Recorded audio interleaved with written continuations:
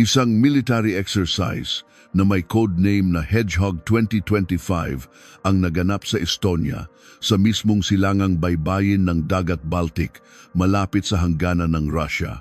Ito ay isa sa pinakamalaking pagsasanay sa kasaysayan ng NATO na may higit sa 16,000 sundalo mula sa 12 bansa kabilang ang 4th Light Cavalry Brigade ng Britanya, ang dibisyon ng Estonia at ang mga puwersang armored ng Amerika. Si Stan Rayman, isang dating commander ng Military Intelligence Center ng Estonia, ay nag-imbita ng mga opisyal na Ukrainian na may malawak na karanasan sa labanan mula sa frontline. Naniniwala siya na hindi sapat ang panunood lamang ng mga video o pagbabasa ng mga ulat tungkol sa digmaan. Kailangan maranasan ng mga sundalo ng NATO ang tunay na sitwasyon para maunawaan ang mga pagbabago sa modernong digmaan. Ang resulta ng pagsasanay na ito ay nagdulot ng matinding pagkabigla sa buong alyansa na nagtulak sa NATO na harapin ang isang malupit na katotohanan. Ang kanilang tradisyonal na modelo ng pakikidigma ay nasa ilalim ng malubhang banta dahil sa pagsabog ng mga drone at teknolohiya ng artificial intelligence. 9 na buwan ang lumipas, sa Munich Security Conference sa Alemanya, tumayo sa entablado si U.S. Secretary of State Marco Rubio at umani ng palakpakan mula sa buong Europa. Tayo ay pamilya ng iisang sibilisasyong kanluranin. Dalawang pangyayari na tila magkalayo, isang pagkatalo sa isang simulated na larangan ng digmaan at isang diplomatikong pagkakasundo ay parehong tumutukoy sa iisang katotohanan. Hindi maaaring mabuhay ang kanluran sa mga ilusyon ng nakaraan. Tayo ay nasa isang sangangdaan. Maglakas loob na harapin, matuto at magbago upang protektahan ang mga bagay na pinakamahalaga sa atin. Hindi ito ang panahon para matakot, ito ang panahon para tumayo. Napakalakas ng Ukraine. 2 batalyon ng NATO ang nalipol sa loob lamang ng ilang oras. Sa Hedgehog 2025 exercise, ang pinaka-espesyal na aspeto ay hindi ang bilang ng mga kalahok o ang sukat ng kagamitan, kundi ang kunwaring kaaway na kinaharap ng NATO. Mayroon lamang 10 drone operator, kabilang ang mga bihasang sundalong Ukrainian na kadarating lang mula sa frontline. Nang magsimula ang pagsasanay, ang task force ng NATO na binubuo ng isang British Brigade at isang Estonian Division ay naglunsad ng isang atake sa mga posisyon ng kaaway. Sumulong sila ayon sa standard na mobile warfare plan ng NATO. Ang mga armored vehicle ay nanguna, sinundan ng infantry, at ang mga commander ay nag-uutos mula sa likuran. Ngunit mabilis na dumating ang sakuna. Ang kunwaring kaaway ay nag-deploy ng higit sa 30 drone sa isang lugar na wala pang 4 na square miles. Ang resulta ay natalo ang puwersa ng NATO sa loob lamang ng wala pang isang araw. Karamihan sa kanila ay agad na winasak ng mga drone. Samantala, ang kalaban ay mayroon lamang 10 drone operator. Nagsagawa sila ng 30 pag-atake sa loob ng kalahating araw, winasak ang 17 armored vehicle at ganap na nagpawalang bisa sa kakayahang lumaban ng 2 batalyon ng NATO. Ayon sa isang drone operator, walang mapagtataguan ang mga puwersa ng NATO. Madali naming natukoy ang lokasyon ng mga unit na mekanisado at mabilis silang winasak ng maramihan gamit ang mga drone. Isang commander ng NATO na nagmamasid sa pagsasanay ay binuod ang kanyang pagkasindak sa isang pangungusap, lagot na tayo. Sinabi rin ng mga sundalong NATO na lumahok sa pagsasanay. Wala man lang kaming panahon na i-activate ang aming sariling mga unit ng drone bago matapos ang labanan. Ang buong proseso ay parang impyerno. Ito ay hindi isang kuwento mula sa pelikula, kundi isang tunay na eksena mula sa isang pagsasanay ng NATO kasama ang Ukraine, na isiniwalat ng Wall Street Journal noong ika-2. Upang mas maunawaan ang pagkabigla mula sa resulta ng pagsasanay na ito para sa NATO, kailangan nating malaman na, una, ang densidad ng 30 drone na na-deploy sa isang 4 na square mile na lugar sa pagsasanay ay kalahati lamang ng aktwal na densidad ng drone sa frontline. Sa madaling salita, kung ito ay isang tunay na larangan ng digmaan, mas malaki pa sana ang pinsalang natamo ng puwersa ng NATO. Pangalawa, hindi natalo ang NATO dahil sa problema sa teknolohiya at kagamitang militar. Sa katunayan, taglay ng NATO ang ilan sa mga pinakamahusay na tangke, fighter jet at artilerya sa buong mundo. Ang problema ay nasa tactical na pag-iisip. Ang mga operasyong pandigma ng NATO ay nakastack pa rin sa modelo ng Cold War na mabilis na pagsulong ng mga armored forces, suporta mula sa himpapawid at pagpapatibay ng posisyon ng infantry. Ipinapalagay ng teoryang ito ang isang tiyak na antas ng fog of war sa larangan ng digmaan.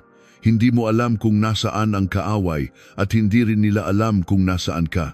Sa panahong iyon, ang mga operasyon ng reconnaissance at intelligence gathering ay mga susing elemento sa taktika ng NATO. Sa kasamaang palad, binago ng mga drone ang lahat ng iyon. Sa daan-daang drone na lumilipad sa kalangitan, bawat isa ay may thermal camera at nagpapadala ng real-time data. Ang larangan ng digmaan ay naging ganap na transparent. Anumang gumagalaw, maging ito man ay tangke, truck o kahit isang sundalo, ay agad na matutukoy. Pagkatapos matukoy, ang mga drone ay maaaring dumating sa loob ng ilang minuto upang magsagawa ng mga tiyak na pag-atake. Ang mas malalim na problema ay nasa mekanismo ng pagbabahagi ng impormasyon sa larangan ng digmaan. Binibigyang diin ng NATO ang seguridad ng impormasyon sa mga operasyong militar, kaya't ang mga sensitibong intelligence ay ipinapasa lamang sa pagitan ng mga partikular na antas. Ito ay kapaki-pakinabang sa pagpigil sa mga pagtagas, ngunit isang dehado sa high-speed warfare kung saan nangingibabaw ang mga drone. Sa kabilang banda, nakabuo ang Ukraine ng isang ganap na naiibang modelo.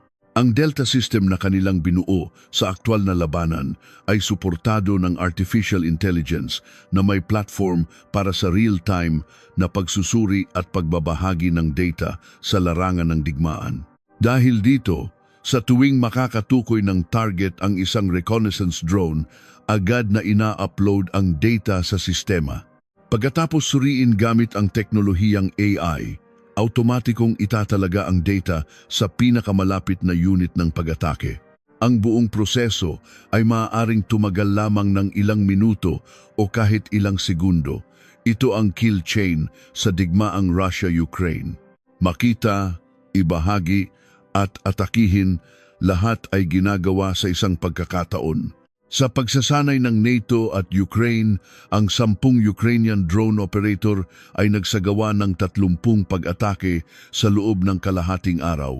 Hindi dahil mayroon silang 30 drone na gumagana ng sabay-sabay, kundi dahil napakabilis ng daloy ng kanilang impormasyon, kaya't ang maliit na bilang ng mga drone ay maaaring magkaroon ng epekto na maraming beses na mas malaki. Ang tanong ay, pagkatapos ng pagkabiglang iyon, ano ang maaaring gawin? Nagsimula ng kumilos ang militar ng Estonia. Isinulat nilang muli ang kanilang programa sa pagsasanay, binago ang kanilang doktrinang militar, tinaasan ang paggasta sa depensa at pinalalim ang pakikipagtulungan sa industriya ng teknolohiya. Partikular, gumagawa rin sila ng mga drone at iba pang advanced na teknolohiyang militar. Paano naman ang ibang mga miyembrong bansa ng NATO? Si Maria Lemberg, isa sa mga developer ng Delta system ng Ukraine, ay naniniwala na napakaraming miyembrong bansa ng NATO ang mali pa rin ang pag-unawa sa modernong larangan ng digmaan. Sinasanay pa rin nila ang mga sundalo batay sa mga luma ng doktrina ng digmaan at mga tactical manual. Panahon na para magising ang NATO dahil ang mga ipinakita sa pagsasanay na ito ay malayo pa sa malupit na katotohanan sa larangan ng digmaan. Si Eric Smith, dating CEO ng Google at ngayon ay isang mamumuhunan sa teknolohiyang pandepensa, ay bumisita sa Ukraine noong Pebrero ng taong ito. Pagkatapos ng kanyang pagbisita, sumulat siya ng isang artikulo sa Financial Times na naglalarawan ng kanyang mga obserbasyon. Sinabi ni Smith na nararanasan ng Ukraine ang pinakamalupit na taglamig sa loob ng 5 taon na may temperaturang bumabagsak sa dalagan 24°C. Ang mga sundalong Ukrainian ay nasa frontline ng mahigit 40 araw na walang sistema ng pag-init. Ngunit hindi sila nangangahas na gumalaw dahil anumang gumagalaw sa larangan ng digmaan ay agad na matutukoy at wawasakin ng kaaway. Ito ang malupit na katotohanan kapag ang larangan ng digmaan ay puno ng mga drone. Ang teritoryong nasakop ng Russia noong 2025 ay wala pang 1% ng teritoryo ng Ukraine. Hindi dahil ayaw nilang sumulong, kundi dahil napakataas ng halaga ng pagsulong. Sinabi ni Smith na sa bawat 3 sundalo sa puwersang umaatake ng Russia, isa ang namamatay dahil sa mga drone. Dahil dito, napilitan ang Russia na gumamit ng maliliit na taktika ng paglusob, tumatawid sa mga gubat ng lakad o sakay ng motorsiklo at patuloy pa ring humaharap sa mga pag-atake ng drone mula sa Ukraine. Mabagal at madugo ang prosesong ito, ngunit ito ang tanging paraan para makasulong ang Russia sa larangan ng digmaan. Noong Enero 2026, ang puwersa ng drone ng Ukraine ay nagsagawa ng higit sa 140,600 misyong pandigma, katumbas ng higit sa 3 pag-atake bawat minuto, na nagresulta sa pagkamatay ng mahigit 30,600 sundalong Ruso. Samantala, nakapag-recruit lamang ang Russia ng 22,000 bagong sundalo sa parehong buwan. Nangangahulugan ito na hindi sapat ang bilang ng mga bagong recruit ng Russia para mapunan ang mga pagkalugi sa frontline. Sa kanyang artikulo, hinulaan ni Smith na ang digmaan sa hinaharap ay tutukuyin ng mga sandatang walang tao. Ang kombinasyon ng komunikasyong satellite at tumpak na pag-target ng GPS ay magiging napakahalaga. Nangangahulugan ito na ang paraan ng pakikidigma sa hinaharap ay isang digmaan sa pagitan ng mga drone. Sa larangan ng digmaan, ang unang salik ay mga pag-atake ng pormasyon sa himpapawid. Daan-daan, libo-libo, o kahit 10,000 drone ang lilipad na may dalang mga air-to-air missile. Maaari nilang pabagsakin ang mga drone ng kalaban sa isang labanan na katulad ng dogfight sa pagitan ng mga fighter jet, ngunit mas mura at mas marami. Pareho silang mga independent na sistema ng sandata at maaaring magbahagi ng data sa real time. Ang panig na makakakuha ng air superiority ang makakapaglunsad ng pangalawa at pangatlong alon ng pag-atake. Nagpanukala rin si Smith ng isang konsepto na tinatawag na pader ng drone. Hinulaan niya na pagkatapos ng tigil putukan sa pagitan ng Russia at Ukraine, maaaring walang tradisyonal na ceasefire line, kundi isang malaking pader na binubuo ng mga drone na gagamitin para sa pagsubaybay sa hangganan. Kasabay nito, maaaring mag-deploy ang magkabilang panig ng libu-libong ballistic at cruise missile sa hangganan na nagpapanatili ng isang heavily armed stalemate. Tinapos ni Smith ang kanyang artikulo sa isang babala. Dapat mapagtanto ng mga lider ng kanluran na hindi pa handa ang kanluran para sa bagong panahon ng digmaan. Siyempre, ang mga drone ay isang paraan lamang sa modernong modelo ng digmaan, hindi ang tanging mahalagang salik. Upang tunay na magtagumpay, kailangan ng isang kumpletong sistema ng komunikasyon at pagsusuri. Ang Pokrovsk ay kasalukuyang isang strategic na kuta sa digmaang Russia-Ukraine. Sa nakalipas na 2 taon, ang pag-agaw sa lungsod na ito ay naging pangunahing layunin ng hukbong Ruso. Dahil dito, ang mga ruta ng supply mula sa Ukraine patungo sa lungsod na ito ay naging pangunahing target ng mga pag-atake. Madalas gumamit ang Russia ng isang murang uri ng drone na tinatawag na Lightning.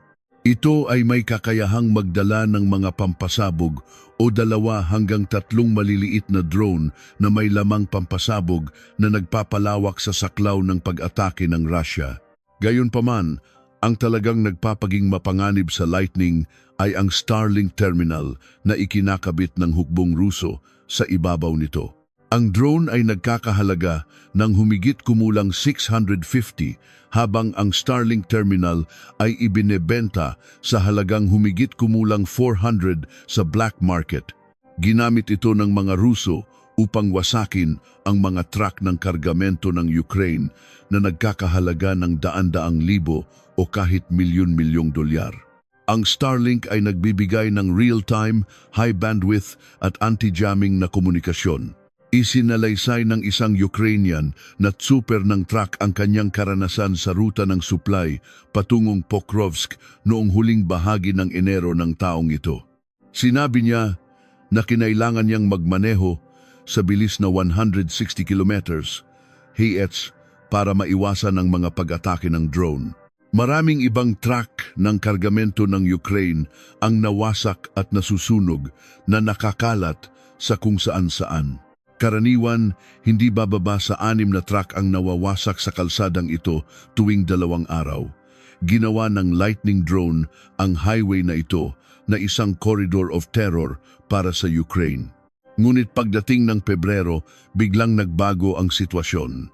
Ang dahilan ay inactivate ni Elon Musk ang isang bagong teknolohiya upang i-disable ang mga Starlink terminal na ginagamit ng hukbong Ruso. Habang ang mga Starlink terminal sa panig ng Ukraine ay patuloy na gumagana sa pamamagitan ng pagpaparehistro sa isang whitelist sa isang website na pinamamahalaan ng gobyerno ng Ukraine. Sinabi ng mga sundalong Ukrainian na nang ma-disable ang Starlink, naging tahimik ang frontline. Hindi lamang bumaba ng malaki ang bilang ng mga pag-atake, kundi halos naparalisa rin ang command and control ng Russia. Sinubukan ng Russia ang iba't ibang alternatibo, ngunit walang naging epektibo. Ngayon, gumagamit na ang hukbong Ruso ng iba't ibang kakaibang taktika. Nakipag-ugnayan pa sila sa mga Ukrainian, nag-aalok ng suhol sa pamamagitan ng cryptocurrency para idagdag ang mga Starlink terminal ng Russia sa whitelist sa website ng Ukraine upang muling gumana ang kanilang mga terminal. Ang ilang mga Ukrainian ay nagkunwaring sakim, nagpahayag ng kahandaang makipagtulungan at tulungan ang Russia na i-activate ang mga Starlink terminal. Ngunit sa katunayan, ipinasa nila ang lihim na impormasyon tungkol sa higit sa 2,000 terminal ng Russia sa gobyerno ng Ukraine. Bilang resulta, ang impormasyon ng mga Starlink terminal na ito ay idinagdag sa permanenteng blacklist ng Starlink. Ang ugat ng sitwasyong ito ay hindi dahil sa katangahan ng mga Ruso, kundi dahil sila ay desperado. Ang modernong digmaan ay nakasalalay sa komunikasyon at mga drone. Nangangailangan ito sa mga bansang NATO na baguhin ang kanilang mga kagamitang militar at ganap na baguhin ang konsepto ng digmaan na kanilang pinanghahawakan noon. Mula sa pagtataksil sa demokrasya hanggang sa pamilyang kanluranin. Kung pag-uusapan ang pagbabago ng mga konsepto, talakayin natin ang pinakabagong talumpati ni U.S. Secretary of State Rubio sa Munich, Alemanya noong ika-13 at tingnan kung paano binago ng talumpating ito ang relasyon sa pagitan ng Amerika at Europa. Ang Munich Security Conference ay madalas na inihahalin tulad sa Oscars ng politika sa Europa. Taon-taon tuwing Pebrero, nagtitipon ang mga lider ng politika at militar sa Munich upang talakayin ang sitwasyon ng mundo. Noong 2025 at 2026, nagpadala ang Estados Unidos ng 2 matataas na opisyal upang magsalita. Kung noong 2025, ang talumpati ni Vice Presidente Vance ay nagdulot ng pagkalito at pagkabigla sa mga Europeo, noong 2026, ang talumpati ni Secretary of State Rubio ay umani ng mainit na pagtanggap mula sa buong Europa. Gayunpaman, ang mensahe ng 2 talumpati ay halos magkapareho. Kaya bakit ito nagdulot ng magkasalungat na reaksyon? Una, tingnan natin kung ano ang sinabi ni Secretary Rubio na labis na nakaantig sa mga Europeo. Ang kanyang talumpati ay puno ng init mula simula hanggang wakas. Nagsimula siya sa pangungusap, tayo ay kabilang sa iisang sibilisasyong kanluranin at ang Amerika ay anak ng Europa. Ikinuwento pa niya ang kasaysayan ng kanyang pamilya na nagsasabing ang kanyang mga ninuno ay nagmula sa Piedmont sa Italia at Seville sa Espanya. 50 taon na ang nakalilipas. Hindi nila kailanman maiisip na ang kanilang mga inapo ay babalik sa kontinente ng Europa bilang nangungunang diplomatiko ng isang batang bansa. Ang kwentong ito ay lubhang nakakaantig, nagpapaalala sa mga Europeo na ang Estados Unidos at Europa ay hindi lamang mga kaalyado sa militar o kasosyo sa ekonomiya, kundi isang pamilyang pinagbuklod ng dugo, kultura at espiritu. Sinabi ni Rubio na dapat tayong lahat ay maging proud sa sibilisasyong kanluranin. Inisa-isa niya ang mga dakilang pamana ng Europa sa mundo, mula kay Mozart hanggang Shakespeare, mula kay Michelangelo hanggang sa Rolling Stones, mula sa batas hanggang sa scientific revolution.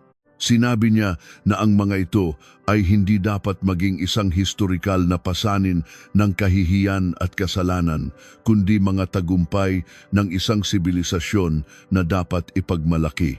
Ang mga salitang ito ay parang isang kinakailangang espiritual na gamot para sa mga Europeo, isang matagal nang hinihintay na psikolohikal na pagpapalaya. Ngunit sa likod ng emosyonal na kwento ni Rubio ay isang mahabang listahan ng mga kahilingan para sa Europa. Sinabi niya, dapat nating sama-samang simulan ang isang bagong landas ng industrialisasyon, bawiin ang soberanya sa ating mga supply chain at hindi na ipagkatiwala ang mga kritikal na industriya sa mga kalaban. Dapat nating kontrolin ang ating mga hangganan dahil ang malawakang migrasyon ay nagbabanta sa pagkakaisa at kultural na pagpapatuloy ng mga lipunang kanluranin. Dapat nating talikuran ang mga hangal na patakaran sa enerhiya na nagpapahirap sa ating mga mamamayan at hindi na maging biktima ng moral blackmail ng mga sumasamba sa climate change. Dapat nating reformahin ang mga internasyonal na institusyon dahil naging hindi epektibo ang United Nations sa maraming krisis sa mundo. Sa huli, sa ilalim ng pamumuno ni Pangulong Trump, nalutas ng Estados Unidos ang ilan sa mga pinakamasalimuot na problema sa mundo. Kung susuriin nating mabuti, makikita natin na hinihiling ni Rubio na ganap na baguhin ng Europa ang direksyon ng patakaran nito sa nakalipas na 19 taon. Ang mga kahilingang ito ay talagang napakatindi, halos mapanghimagsik. Ngunit ang kakatwa, ang mga lider ng Europa na naroroon ay hindi lamang hindi nakaramdam ng pagkainsulto, bagkus ay nakaramdam pa ng ginhawa. Pagkatapos ng talumpati ni Rubio, sinabi ng moderator ng pulong, "Hindi ko alam kung narinig ninyo ang buntong hininga ng ginhawa sa bulwagan, ngunit ang inyong talumpati ay naghatid ng isang mensahe ng kooperasyon. Ito ay kapuri-puri." Bakit ganoon kadaling tinanggap ng mga Europeo ang mga mapanghimagsik na kahilingan ni Rubio? Ang sagot ay nasa talumpati ni Vice Presidente Vance 1 taon bago iyon. Noong Pebrero 2025 sa Munich Security Conference, umakyat sa entablado si Vice Presidente Vance. Hindi niya sinabing, "Tayo ay isang pamilya," kundi ipinagkanulo ninyo ang demokrasya. Ginamit ni Vance ang mga halagang pinakaipinagmamalaki ng kanluran para hatulan ang mga elite ng Europa. Sinabi niya, sa panahon ng Cold War, sinong panig ang nagsensor sa mga dissident, nagsara ng mga simbahan at nagkansela ng mga eleksyon? Ang Unyong Sobyet. Sila ba ang mabuting panig? Siyempre, hindi. At natalo sila sa Cold War. Pagkatapos, inilipat ni Vance ang focus. Nagtanong siya, paano naman ang Europa ngayon? Ang resulta ng eleksyon sa Romania ay kinansela ng EU. Kung ang inyong demokrasya ay maaaring sirain ng ilang daang libong dolyar sa advertising, hindi na ito sapat na matatag sa simula pa lang. Nagpatuloy siyang magbigay ng serye ng mga nakakagulat na kaso tulad ng mga opisyal ng EU na nagbanta na isara ang lahat ng platform ng social media dahil sa mga personal na post. Pagkatapos, ilantad ang lahat, nagtanong si Vance. Pagkansela ng eleksyon, pagsensor sa pananalita, panunupil sa mga nagdarasal sa bahay. Ano ang pagkakaiba ninyo sa Unyong Sobyet noon? Sa buong talumpati niya, patuloy na binigyang diin ni Vance, kung takot ang Europa sa sarili nitong mga mamamayan, hindi kayo matutulungan ng Estados Unidos. Hindi kayo mananalo sa mga demokratikong eleksyon sa pamamagitan ng pagsensor sa inyong mga kalaban o pagpapakulong sa kanila. Ang talumpati ni Vance ay binigkas 1 buwan lamang matapos bumalik ang administrasyong Trump sa White House. Ang epekto ng talumpating iyon ay hindi sa pagpuna sa paggasta sa depensa ng Europa, kundi sa pagsira sa matagal ng pakiramdam ng moral na kahigitan ng mga elite sa kanluran. Sa loob ng maraming dekada, itinuring nila ang kanilang sarili na may moral na kahigitan kahit na itinuturing ang Amerika na medyo magaspang at hindi sibilisado. Ngunit ginamit ni Vice Presidente Vance ang mga pamantayan mismo ng Europa upang sabihin sa kanila, kayo mismo ang nagtaksil sa mga demokratikong halaga. Ang talumpati ni Vance ay nagtanim din ng takot sa puso ng mga elite ng Europa. Pababayaan ba tayo ng Amerika? Ang pag-aalalang ito ay namuo sa buong nakaraang taon. Sanay na ang Europa sa kaginhawaan ng pagsandal sa Amerika, sanay na sa pagtalakay sa karapatang pantao at climate change, at sanay na sa pagganap bilang moral na hukom sa mga internasyonal na usapin. Ngunit biglang ipinaalala sa kanila ng talumpati ni Vance, ano ang mangyayari kung pabayaan tayo ng Amerika? Sa ganitong psikolohikal na konteksto, nagkaroon ng malaking epekto ang talumpati ni Rubio. Kung walang panggising na tawag ni Vance, kung walang taon ng pag-aalala sa Europa at kung pinakinggan ng mga Europeo, ang talumpati ni Rubio na may komportableng pag-iisip ng nakalipas na mga dekada, hindi sila kailanman makakaramdam ng kagalakan sa muling pagkuha ng suporta ng Amerika. Ang mga kahilingan ni Rubio, muling industrialisasyon, kontrol sa hangganan, pagtalikod sa green energy, reforma sa mga internasyonal na institusyon, kung 1 taon na ang nakalipas ay itinuring ng mga Europeo bilang aroganteng unilateralismo ng Amerika at paglabag sa soberanya ng Europa. Ngunit pagkatapos ng 1 taon, ito ay tila isang garantiya mula sa Amerika at isang bagong daan para sa relasyong transatlantiko. Sa puntong ito, ang kaisipan ng mga elite sa kanluran ay, at least, kinikilala pa rin tayo ng Amerika bilang pamilya.